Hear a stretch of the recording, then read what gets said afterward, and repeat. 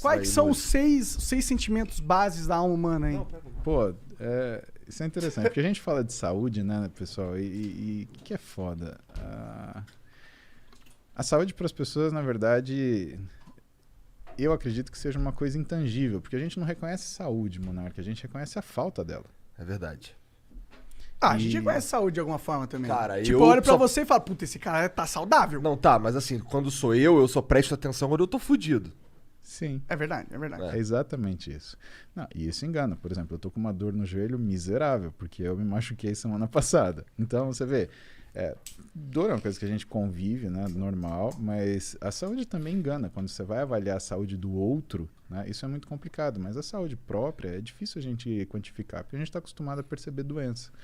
E quando a gente vai cuidar de um paciente, por exemplo, que faz atividade física, né, a parte mais difícil do médico de esporte, na verdade, é você fazer uma avaliação, porque até então ele é uma pessoa saudável que quer fazer exercício. Pra você ter uma ideia, no meu consultório, todo mês a gente faz diagnóstico de pelo menos 2 casos de câncer em pacientes que a gente está avaliando pré-exercício. Pois é. Pré-exercício. E assim, é uma pessoa que quer treinar e que não vai em médico, mas quer ir no médico do esporte, porque já tem acompanhamento nutricionista, ou resolve fazer um check-up para começar a treinar, ou precisa de orientação, como é um consultório direcionado para a parte de performance, nutrição, treinamento, a pessoa chega lá, só que, cara, eu me sinto responsável, então eu faço uma avaliação ampla desse paciente para entender se realmente está bem, né? E é muito comum, infelizmente, né? Câncer de tireoide lá e câncer de cólon, tá? Então a gente sempre...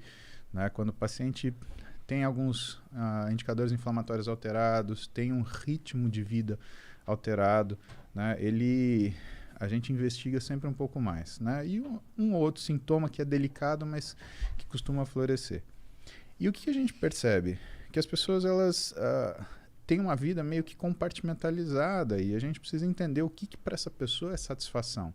E satisfação e alegria é só um dos 6 sentimentos básicos que a gente vive. Quem são os outros? Medo, raiva, tristeza, repulsa e surpresa. Caralho, tem 3 aí que são negativaços. Não, 4? Teoricamente, os 5 são negativos, mas eu vou aproveitar que você falou que são negativos. Mas se você não tivesse esses 5, Monark, você nunca conseguiria atingir a alegria que está do outro lado. Sabe por quê? Porque o medo, ele te protege daquilo que pode te agredir. A tristeza faz você pensar naquilo que pode te agredir. A repulsa faz você se afastar daquilo que pode te agredir. Surpresa? A surpresa, ela faz você se preparar para as coisas que pode te agredir. E a raiva faz você se defender daquilo que pode te agredir. E se você não usar essas 5 coisas negativas como ferramentas suas, você nunca vai chegar na alegria. E se você não chega na alegria, você descobre que tem 2 outros sentimentos que são menos elementares, mas que estão presentes na nossa vida, que é a culpa e a vergonha. Culpa é quando você trai os seus valores. E vergonha, quando você trai os valores da sociedade que você é inserido. E nessa mistura, nessa sopa inteira, o que a gente tem que descobrir das pessoas quando elas falam, por exemplo, quero emagrecer, ou então quero ganhar massa muscular. Você precisa descobrir por que essa pessoa quer chegar nisso.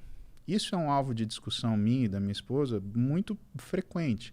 Minha esposa é nutricionista, ela é especialista em comportamento alimentar, né? Ela tem uma pós-graduação sobre isso. E a gente discute muito em níveis, né, mais elevados e mais difíceis o que fazem as pessoas serem felizes ou não, o que traz satisfação para elas. O que a gente observa?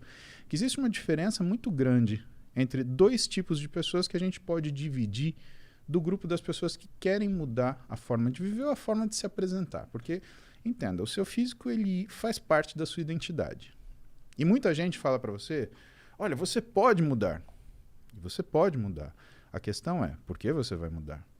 Porque se você muda porque você não gosta de quem você é completamente diferente de você mudar porque você gosta de quem você é e quer melhorar. E o que eu e ela percebemos ao longo desses anos trabalhando? Que quando você tem uma pessoa que gosta de si e quer melhorar, essa pessoa ela começa a fazer uma atividade e ela vai até o final. Ou, que não tenha final, ela se sucede de uma forma progressiva. Por isso a palavra sucesso. E quando você tem uma pessoa que não gosta de si, o que acontece? ela não vai gostar da progressão. E o que vai acontecer então? Ela vai desistir. E o problema não é quem não aceita o desafio, é quem desiste diante dele. Porque o que faz com que você mude alguma coisa é consistência. Caramba, eu viajei aqui, né? Não, tu tá dando uma aula. Caralho, eu tô me sentindo merda, tá ligado? Não, velho, pelo amor de Deus, não tô falando aqui. Não. É super interessante isso. E é total. Eu nunca tinha parado pra pensar nesse negócio, né? E eu acho que tem muita gente que não se gosta realmente. É isso que eu tava pensando enquanto você tava falando, sabe? E como que você faz pra se gostar? Tipo, e por que será que as pessoas não se gostam? Como elas descobrem porque elas não se gostam? Né? Cara, eu vou ter que falar outro acrônimo pra você, tá? Então a gente falou dos 6 sentimentos básicos da vida humana, a gente falou de mais 2. Vou falar de uma coisa que a gente chama de RAIN, tá?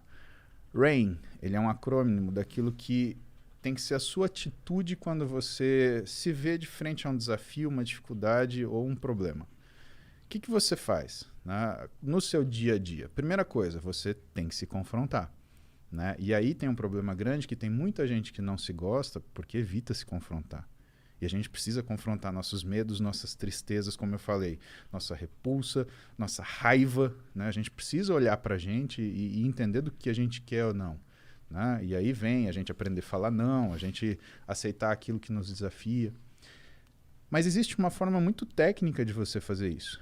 E é justamente por esse acrônimo. O que é a primeira coisa, RAIN? Reconhecer.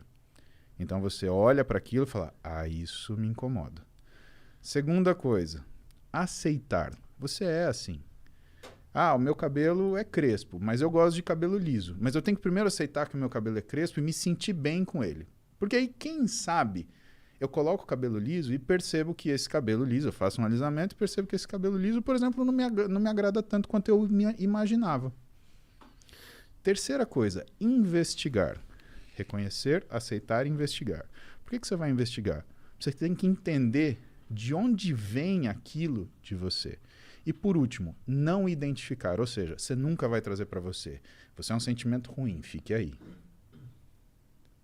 Isso é importante para você se conhecer e para você conseguir tomar as decisões que te agradem, porque a gente é obrigado a tomar muita decisão que nos desagrada. Agora, tem algumas que nós não somos obrigados a tomar. Tem coisa que nós não somos obrigados a ouvir.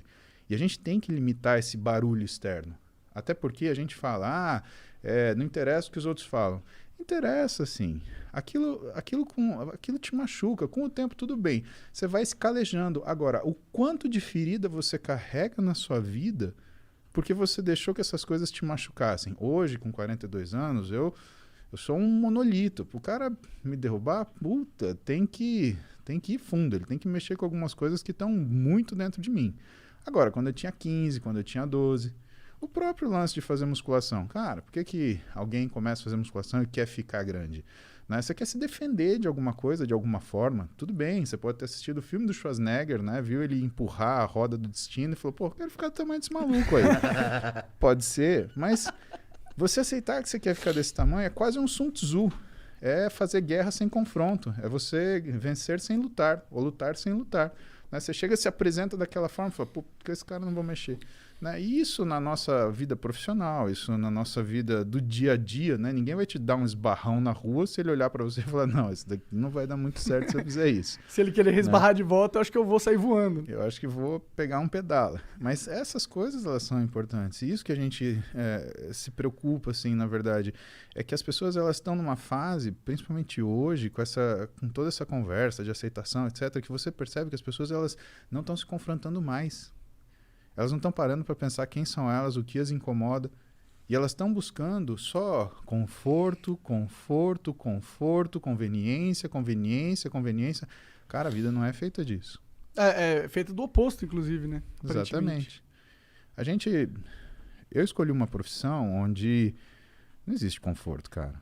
E não existe conveniência. Principalmente quando você dá plantão num pronto-socorro de trauma, cara, não tem conforto nenhum. Você tá 3 da manhã, chegou o cara que caiu de moto, ele tá parecendo um quebra-cabeça de 2.000 peças. Né? Você fala, não, espera um pouquinho, para de sangrar que eu preciso ainda estudar o que eu vou fazer com você. Não, você se ferra ficando sem dormir, estudando, tomando café, virando noite, dia. Você para de assistir filme, você para de assistir TV, você para às vezes de sair com a tua namorada para assistir aquilo. Mas por quê? Porque tem uma finalidade. Não tem angústia maior para um médico do que olhar para um paciente e não ter ideia de onde ele começa a trabalhar. Isso é uma coisa impensável. E isso é uma coisa que move muitos de nós na faculdade de medicina. Né? Eu não tinha preocupação com prova, por exemplo, Monarca. Eu tinha preocupação quando o paciente fosse sentar na minha frente e falar assim, e aí, doutor, o que eu tenho? Cara, aquilo me dava um desespero que eu falava assim, eu tenho que saber das coisas. Isso a gente estava no primeiro ano passando numa matéria que chamava Introdução ao Hospital.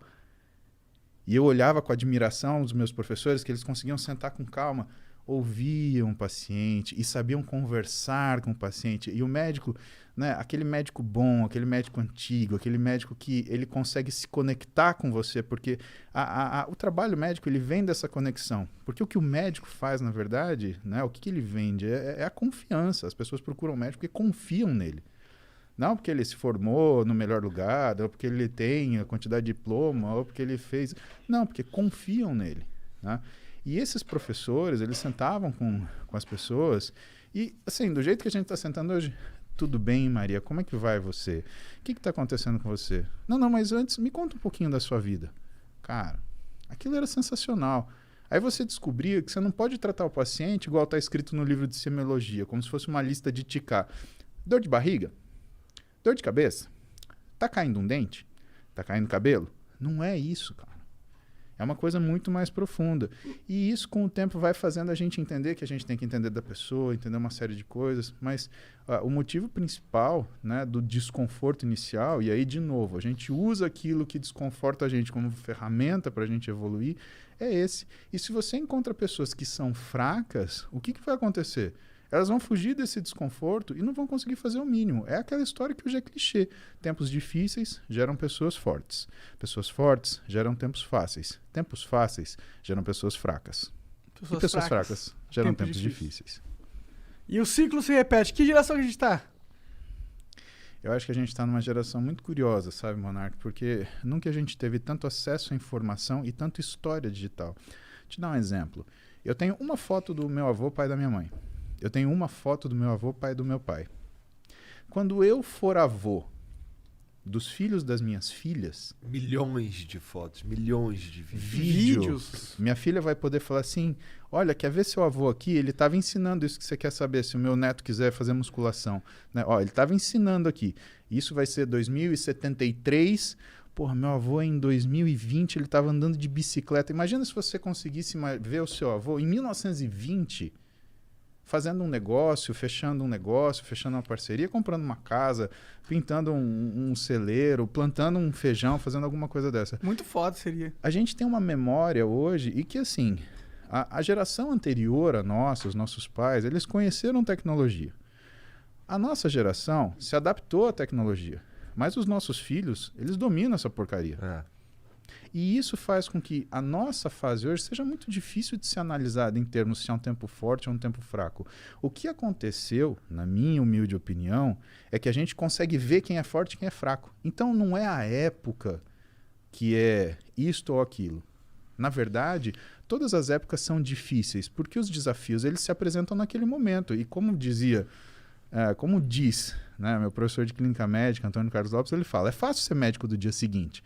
Quando o paciente está no leito, quando o paciente está todo controlado, medicado, você ser o médico que chega no outro dia e começa a pôr defeito, podia ter feito isso, podia ter feito aquilo. Cara, vai lá atendendo pronto-socorro, o cara sofrendo, gritando, berrando, passando mal, ficando tonto, desmaiando, a família desesperada, olhando para você cansado, com sono, sem tomar banho, com fome. Cara, então é fácil a gente avaliar, falar, foram tempos fáceis, foram tempos difíceis.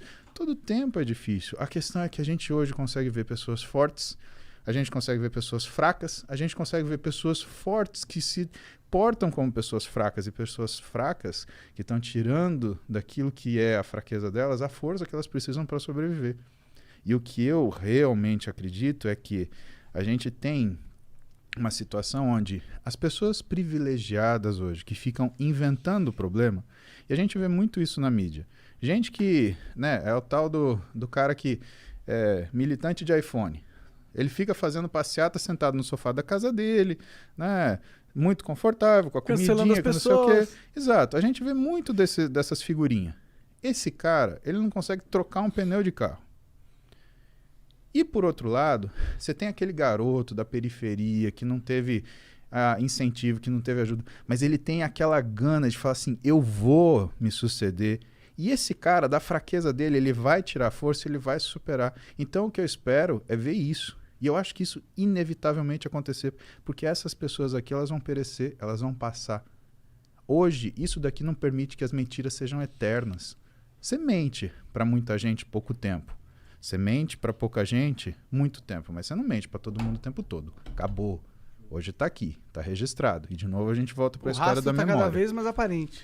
E a gente vai ficar vendo isso. E você, inevitavelmente, você vai ver pessoas falando, né, pessoas comentando ou pessoas se procurando, né, para se aglomerar, que é, por exemplo, a minha mídia social. O que é a minha mídia social? Eu sou o cara que fala coisa que você não quer ouvir. Eu sou o cara que fala que não é fácil. Eu sou o cara que fala que não é simples. Mas eu sou o cara que fala para você, se você fizer isso, você vai conseguir. Você só precisa de consistência. E eu tenho plena convicção que todas as pessoas que estão comigo no Instagram, no meu YouTube, elas são pessoas que eu seria muito amigo se a gente convivesse de forma próxima. Então, para mim, a mídia social, ela trouxe a oportunidade de eu ter amigos que, infelizmente, eles não estão comigo fisicamente. E esses caras, eles dividem comigo todos os dias, ou seja, no banho não tem calendário, eu pedalando de manhã, a gente conversando sobre os assuntos que eles querem saber, ou então nos posts que eu faço, ou então nos vídeos do YouTube, eles dividem comigo aquilo que é a nossa realidade. E aí a gente percebe o quê? Qual é a grande pergunta hoje, pelo menos para mim? Eu vejo que muitas pessoas têm levantado diversas bandeiras. E vejo que muitas pessoas querem muita coisa. E muitas pessoas que falam em favor da liberdade, elas querem tomar o seu direito. Porque o que conta é a liberdade delas, na verdade. Só que eu não sei de verdade, Igor, Monark, se essas são 10 pessoas gritando para 10 mil caladas. Porque se isso acontecer, a hora que as 10 mil resolverem falar, meu amigo, não vai precisar de grito. Nós não vamos nem precisar falar, né? Elas vão Exatamente. derrubar tudo porque elas passarem pela frente, quando elas quiserem. Mas eu não sei, porque a democratização da informação e da palavra é real. Muita gente hoje conversa, fala, sabe? Eu acho importante. O Rafinha falou isso. O Rafinha falou uma coisa que eu acho que ele tem absoluta razão, cara. Ele falou, qualquer um pode falar qualquer coisa. Né? Isso chama direito à opinião. Mas você não é médico, você não vai falar isso, ou você não é, sei lá, político, você não vai falar aquilo. Não, cara, você tem que ouvir o que a pessoa acha. Porque se você não ouvir o que a pessoa acha, você nunca vai conseguir colocar ela no caminho certo. A única coisa que tem que acontecer é respeito. E assim, você saber seu lugar. Vou te dar um exemplo claro hoje sobre essa questão de sabermos o nosso lugar. Eu brinquei com o Júlio, com o Renato, a gente fez aquele desafio dos 60 dias para eu mudar meu físico como se eu fosse competir. Mas falaram, faz 2 meses, faz uma preparação, a galera quer ver teu físico como é que fica, preparado para competição. Eu fiz, realmente ficou um físico, né, diferenciado, né? Mas aí o pessoal já começou, não, você tem que competir, você tem que competir, você tem que competir. Eu falei, calma, que eu sou um bodybuilder amador, eu não sou um profissional. Então eu tenho que saber meu lugar por 2 razões. Primeiro, eu tenho um físico estético, não é um físico de competição. E, portanto, se eu for numa competição, não é só a minha expectativa. É a expectativa de todas as pessoas que me amam e que vão subir comigo naquele palco. E eu tô tranquilo em frustrar as minhas expectativas, porque eu topo o jogo. Mas eu ia lamentar demais se eu frustrasse a expectativa, principalmente da minha família.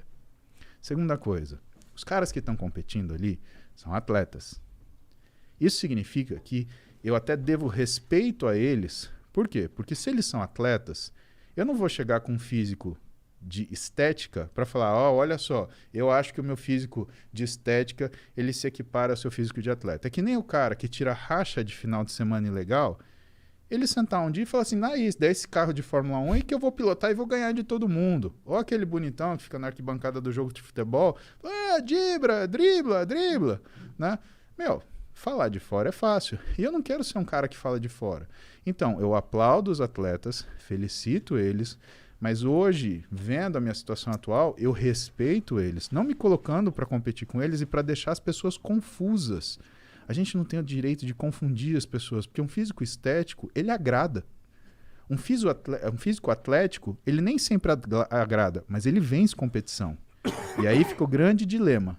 Será que eu tenho o direito de complicar a cabeça das pessoas e fazer com que elas achem que aquilo que é uma competição muito específica, ela pode ser orientada por aquilo que é a opinião de pessoas que não estão avaliando o esporte e sim o gosto pessoal? Então, isso é um exemplo disso. Entendi. Você, tipo, não quis comprar o hype dos seus fãs e achar que você ia ser o Mr. Olímpio. Eu acho que eu não posso fazer isso, na verdade. Se eu tivesse um físico competitivo, isso é outra coisa. Mas a questão é, hoje, né, chegar num físico competitivo tem uma série de situações que vão gerar e que talvez não sejam boas para mim. Talvez, né, eu vá gastar com isso, do ponto de vista de esforço pessoal, muito mais do que eu realmente vou ganhar. Você já é Sim. médico, né? Que é a minha função, que é o meu coração, cara. E é um puta médico, né? É o que dizem, pelo menos. Pois é.